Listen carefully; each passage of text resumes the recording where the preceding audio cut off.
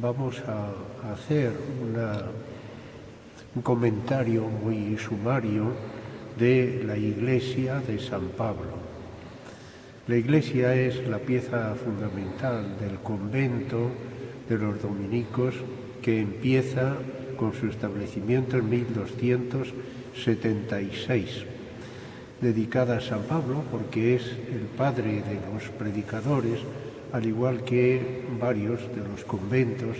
en este caso de Castilla, que llevan también este nombre, la Orden de Predicadores ligada al apóstol San Pablo. El convento ha desaparecido a mediados del siglo XIX y queda únicamente la iglesia a la que retornan los frailes después de haber sido exclaustrados y desamortizadas. Vuelven en 1892-1893. Al referirnos a la iglesia hay que citar a tres personas fundamentales, que son tres mecenas, dos dominicos y el duque de Lerma. El primero es Fray Juan de Torquemada, el cardenal Torquemada, que es el que asume lo que ya habían iniciado los reyes, en este caso la reina María de Molina, iniciando la iglesia en lo que es la primera de las capillas a las que después nos referiremos. Juan de Torquemada, que fue también abad de la iglesia colegiata de Valladolid, es el que da el impulso primero a esta iglesia. Estamos precisamente en la capilla mayor, que es la que él sustenta y la que él sufraga. El segundo, junto con Juan de Torquemada, es Fray Alonso de Burgos, que será el que funde el Colegio de San Gregorio y el que realiza también, con muchos medios, era el confesor de la reina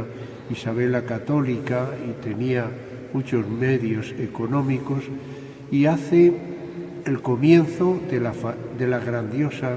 fachada de la iglesia de San Pablo y los dos pórticos a los que nos vamos a referir, uno de salida a la capilla de San Gregorio, otro de salida al gran convento de los dominicos que llegaba hasta lo que hoy es la calle Imperial. Y el tercer mecenas, ya mucho más tardío, a partir del año 1600, cuando vuelve la capital y la corte a Valladolid en el Palacio Real, el impulsor es el duque de Lerma, que asume el patronazgo de la capilla mayor de la iglesia. Es el que terminará levantando a partir del crucero la iglesia en su interior, remodelará en parte la fachada y el que establece un coro alto que antes no existía, el coro alto, con una estructura ya, como según veremos, con una arquitectura de tipo herreriano, un tanto raro. Pero es muy interesante porque el duque de Lerma lleva siempre o imprime siempre la firma de su presencia a través de los escudos y de la decoración por toda la iglesia, especialmente en las bóvedas, todas ellas decoradas por uno de los pintores del rey Felipe III, Bartolomé de Cárdenas y Francisco Vázquez. Pasamos, si te parece bien, a cada una de las capillas y a destacar las piezas, porque además de ser una iglesia típica de los predicadores, es decir, de una sola nave, orientada a prestar atención a la predicación, tiene un auténtico museo incorporado en el interior. Baste decir de antemano, por ejemplo, que nosotros tenemos aquí un Juan de Juni, 3 Gregorios Fernández, varios de la escuela de Gregorio Fernández y de otros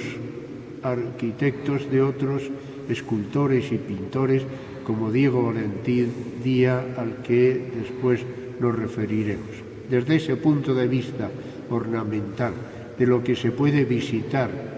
al margen realmente de lo que es la actividad religiosa y pastoral, vamos a hacer alguna mención.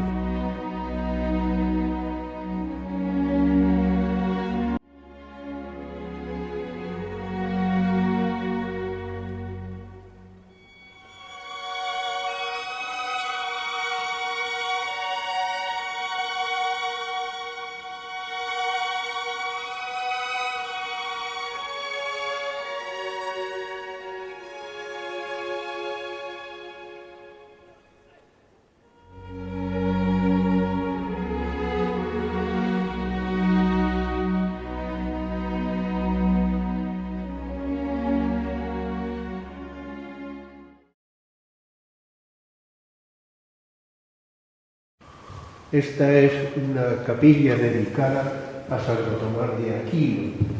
de reciente configuración. En la parte baja tiene una escultura muy bella de Fray Álvaro de Córdoba, muy interesante. Pero sobre todo destacan los cuadros de santos dominicos, de nuestro Padre Santo Domingo, del Beato Enrique Susón, del Papa San Pío V, y su autor es Diego Valentín Díaz, un importante pintor del siglo XVII relacionado con lo que es la escuela barroca de Valladolid, en este caso con los escultores y con los ensambladores de Valladolid, con Gregorio Fernández, con Melchor de Bella, con varios. Este era el que fundó la Iglesia de las Doctrinas, en lo que hoy está la Iglesia de San Ildefonso.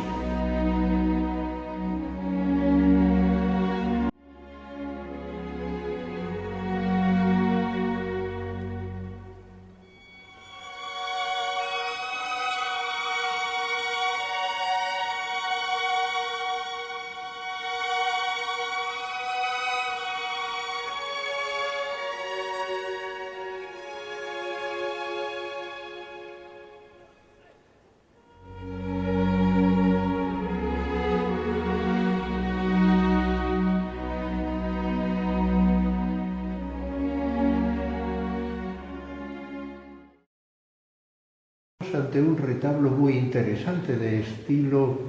hispano-colonial por la decoración, que tiene embutidos en el propio retablo dos cuadritos interesantes y en la parte alta del ático una representación de lo que se llama el abrazo de los patriarcas, Santo Domingo y San Francisco de Asís en el abrazo. Ellos son los fundadores de las órdenes mendicantes, franciscanos y dominicos. Y dentro de este retablo hay dos piezas de auténtico relieve. La pieza de la Beata Juana de Aza, la madre de nuestro Padre Santo Domingo, que es del paso del siglo XVII a XVIII. Y fundamentalmente está el Cristo yacente, uno de los dos Cristos yacentes que tenemos, cuyo autor es de Gregorio Fernández. Es de la parte de la etapa terminal de Gregorio Fernández hacia finales de la década de los años 30 en el siglo XVII. Un bello Cristo yacente procedente del anterior convento de nuestras hermanas de Santa Catalina. Este es un Cristo mucho más tardío del que vamos a ver, que es el otro Cristo yacente más importante y más relevante de Gregorio Fernández, que hace el duque de Lerma para el convento de San Pablo. así como es de los años 30 del siglo XVII, el siguiente al que nos vamos a referir es de finales del primer decenio, en torno a 1609-1610.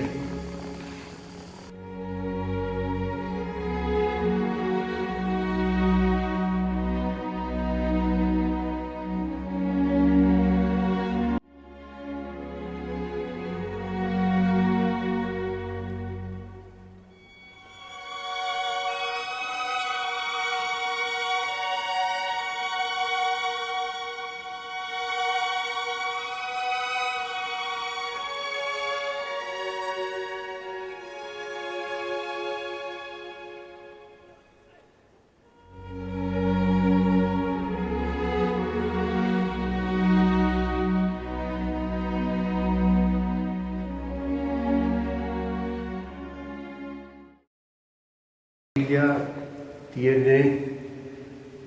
una proyección y una referencia que es el Cristo yacente que elabora el duque de Lerma para su convento, para el patronazgo de este convento. Lo hace Gregorio Fernández. Es un Cristo con unas dimensiones superiores a todos los Cristos yacentes que normalmente tienen como punto de partida la escuela de Gregorio Fernández, mide casi 2 metros y tiene una peculiaridad, además de la robustez y de la anatomía bella del Cristo yacente, que es un Cristo tabernáculo, que se utilizaba en el Viernes Santo, la procesión de la comunidad con el Santísimo expuesto en el costado de Jesucristo en este momento. Desde ese punto de vista inicia una tradición que es el Cristo custodia o el Cristo tabernáculo, que es muy importante. Junto con él también hay un resto de una capilla funeraria que es de la etapa primera del convento de finales del siglo XIV, comienzos del siglo XV, que sería una capilla funeraria en este momento en la que está incrustada la Virgen de Nuestra Señora de Lourdes. Este es uno de los retablos que se conservan desde la etapa anterior a la desamortización del convento, es decir, lo que no se perdió de los bienes conventuales. Y es un retablo barroco muy interesante, muy bien conservado e incluso restaurado. En él aparecen distintas figuras, distintas esculturas. En la parte alta es la figura de San Bernardo, en el centro la figura de San Pío V, el Papa que más promovió, más impulsó el rezo del Rosario, y a la parte izquierda San Luis Beltrán, y a la parte derecha, según nosotros vemos, Santa Rosa de Lima, que es una imagen curiosa desde el punto de vista de la posible influencia que recibe también de arte hispanoamericano, puesto que las otras esculturas de Pedro de la Cuadra o de Rincón, o atribuidas a imagineros del siglo XVII y del siglo XVIII, están bien representadas en este momento. Aquí es donde estaba la capilla que se llamaba de la Priorita, una imagen vestida que era el referente importante en la predicación, puesto que a su lado estaba el púlpito que desaparece ya en la restauración del convento.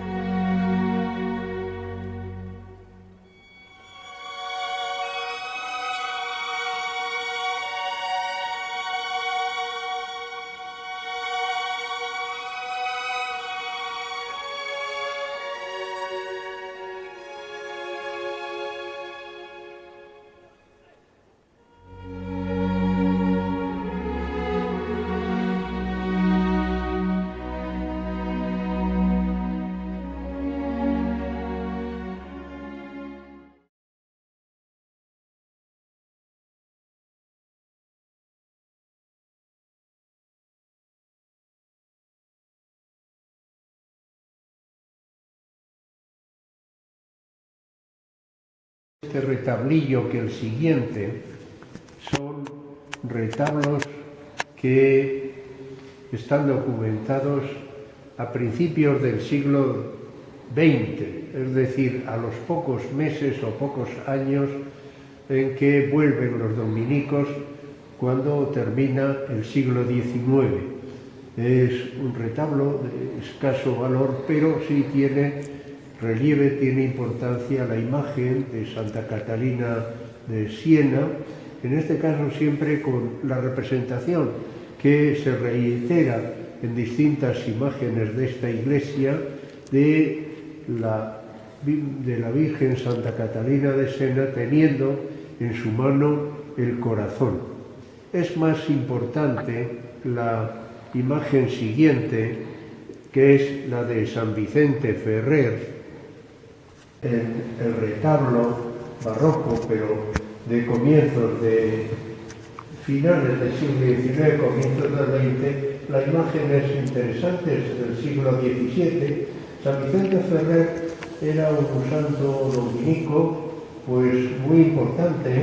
en la vida de la iglesia de Valladolid, en la iglesia de este convento. Es el predicador que se sitúa también en el barrio de la Judería y que lucha denodadamente por el cristianismo y también por la conversión de los judíos. Es el santo también de la Apocalipsis, de la llamada al juicio final. En Valladolid se conservaba un púlpito en el que parece ser que predicó en el barrio, como les digo, cercano al río, predicó en su estancia en Valladolid en el primer cuarto del siglo XV. Es un Cristo que está relacionado con muchas tradiciones, fundamentalmente con una que era que la Inquisición persigue a una persona pues porque no ha tratado con decoro la imagen de Jesucristo en la cruz, y este es el Cristo de la Misericordia que se pasea por la ciudad y que después se establece en Valladolid, un Cristo majestuoso, también sin una identificación clara en cuanto a su autor, pero que es dentro de esta escuela, de la escuela castellana del barroco. Un tiempo salió entre los pasos de las 7 palabras de la Semana Santa de Valladolid, los pasos de las procesiones de Semana Santa.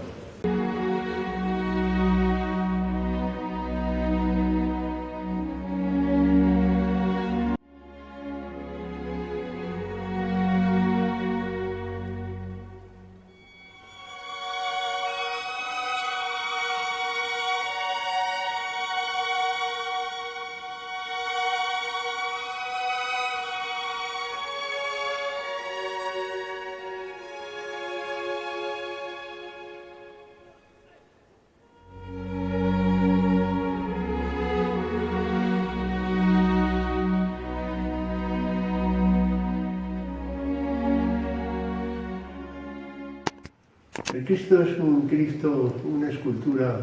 muy bella, quizá de Pedro de Rincón, y enmarcada también en lo que era este bajorrelieve procedente de la iglesia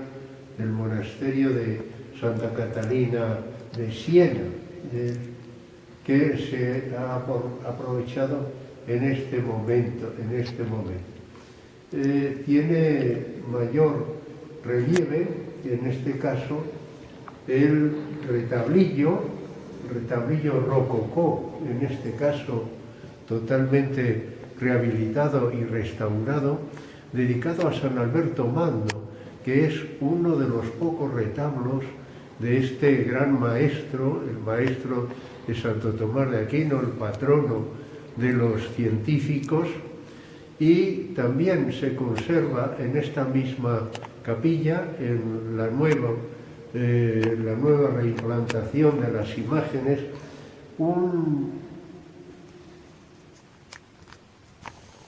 sería una sepultura, en este caso de los Herrera, cuyo escudo heráldico ahí aparece. Lo normal en los muchos sepulcros que se conservan en la Iglesia son que los patronos y fundadores de estos sepulcros estén inhumados en el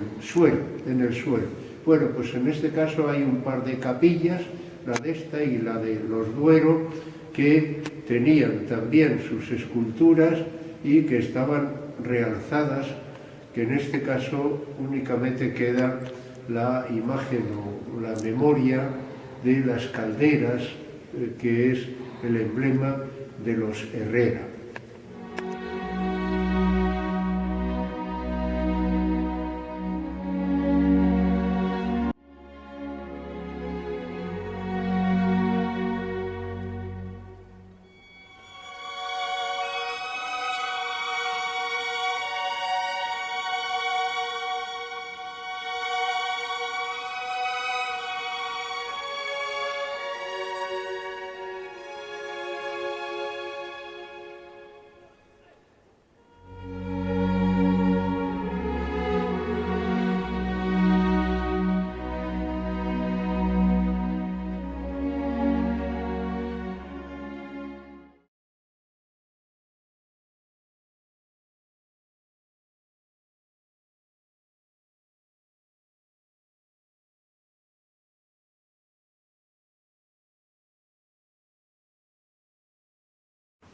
Estamos en el crucero, y en el crucero hay dos grandes pórticos de Simón de Colonia, del mismo autor de la parte inferior de la fachada de la iglesia, que son sufragados por Fray Alonso de Burgos. Los escudos que aparecen de flor de lis en todo este pórtico son los escudos de la orden de Fray Alonso de Burgos. En la parte alta, además del Padre, Dios Padre, está una escena que figura la entrega de la casulla a San Alonso o a San Ildefonso,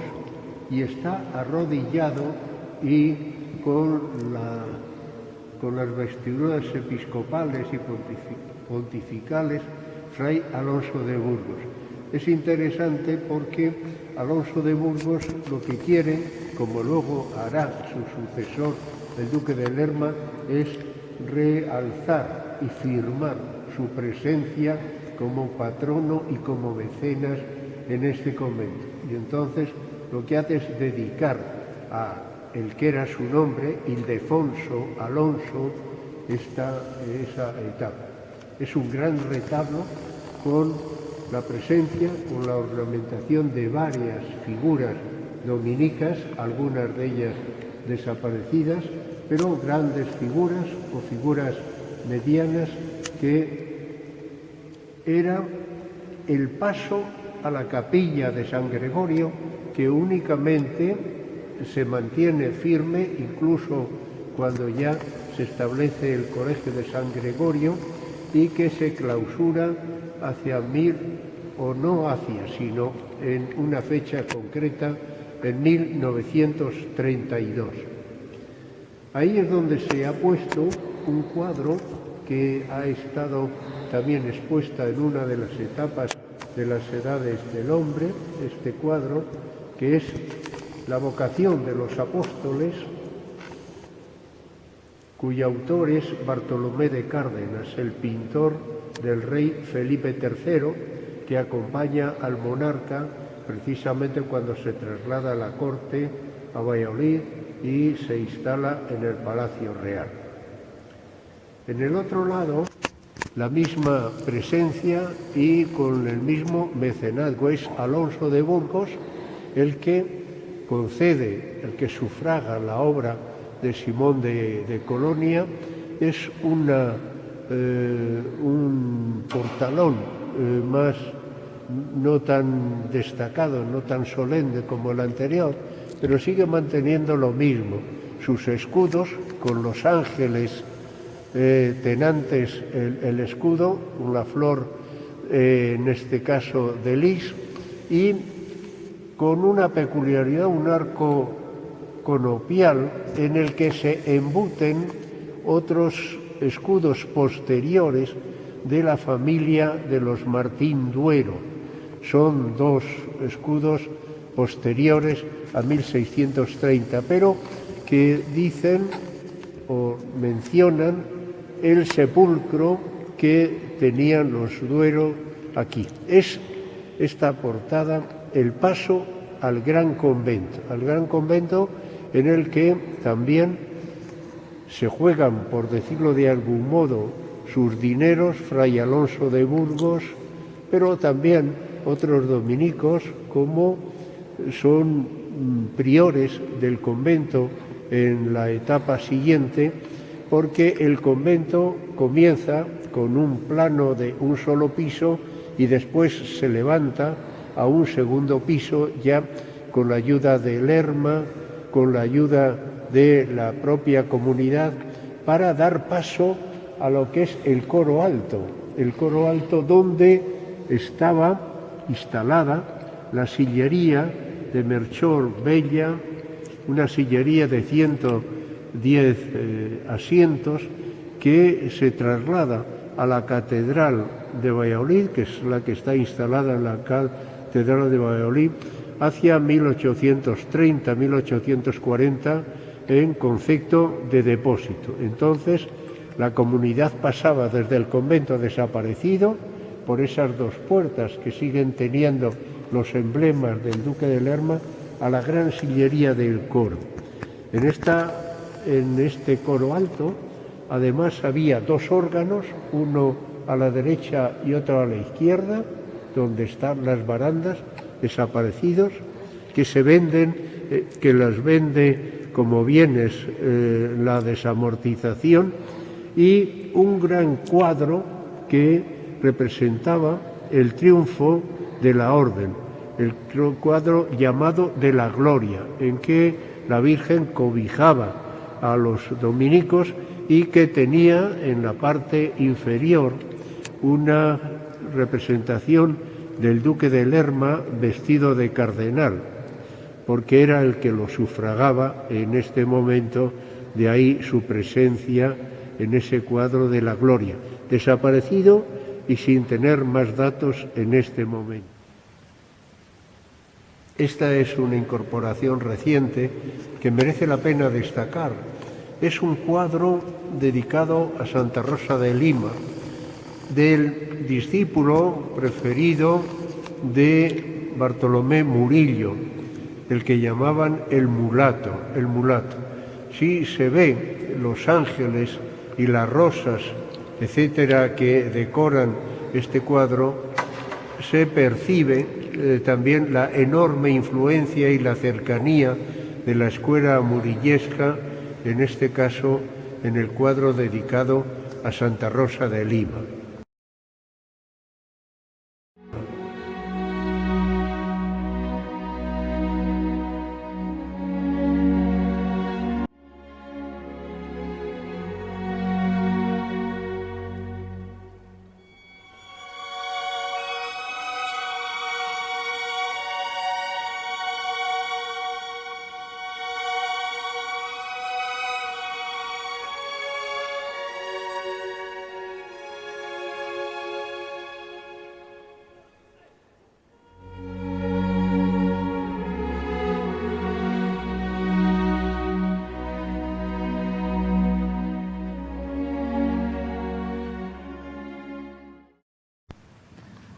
Este es el balcón o la tribuna del Duque de Lerma, que es obra de Juan de Nates, desde donde los duques seguían los cultos de la iglesia porque eran patronos de su capilla mayor. Ellos accedían por la parte del convento hasta este sitio que era un refugio de varias habitaciones, donde incluso tenía una importante pinacoteca y alhajas. El balcón acaba en un frontón partido por el escudo en piedra del duque de Lerma, que está repetido arriba, las armas de los Sandoval y Rojas. Lo importante es que el duque de Lerma trata también de imitar lo que ya se conocía de Felipe II en el Escorial, ese mismo sistema de patronazgo y de apariencia física y de notabilidad. Lo que trata es de recoger varios aspectos en este sentido en torno al sagrario que está sobre el altar de un pequeño retablillo del siglo XVI dedicado a la Virgen del Rosario, con pinturas de escenas de la niñez de la Virgen y que remata arriba, en este caso también, con la visitación de Nuestra Señora. Después hay un escudo del duque de Lerma y sobre todo un tondo con una representación hispano-flamenca de la coronación de la Virgen Nuestra Señora. Y finalmente una escultura bella del siglo XVII de la Escuela Granadina de Vázquez, que representa a la Virgen Nuestra Señora al pie de la cruz.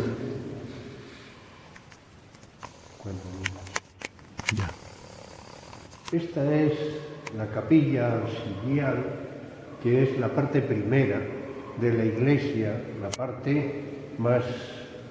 sobria, y en su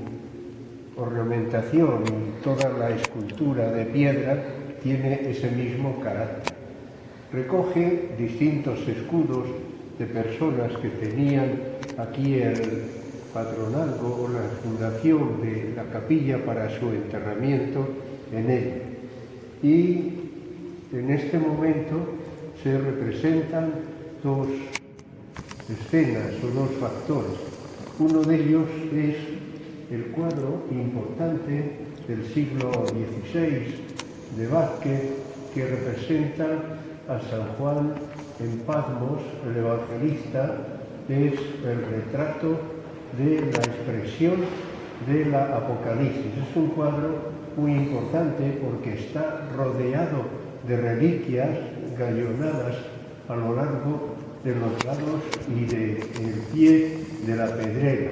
Es importante, ha sido uno de los cuadros restaurados y que también formó parte de una de las exposiciones de las Edades del Hombre. Y finalmente, en lo que es la presencia de la Virgen de Fátima, dos detalles. Uno, esta es la imagen que hizo el mismo escultor de Fátima, Josep Tedín, de Portugal, que está ahí cobijada en un arco, que es un arco también que tendría su escultura ahí en la parte baja, con los escudos propios del momento. Estamos en la Capilla Mayor, que es el sitio más destacado de la iglesia y en el que también se refugian las mejores esculturas. La escultura del fundador de la Orden de nuestro Padre Santo Domingo, de Gregorio Fernández, del segundo decenio del siglo XVII, que representa al santo en un momento de arrobo, en un momento de tratar de inclinarse hacia la fuerza del espíritu que le viene de arriba. Es, sin duda ninguna, en los pliegues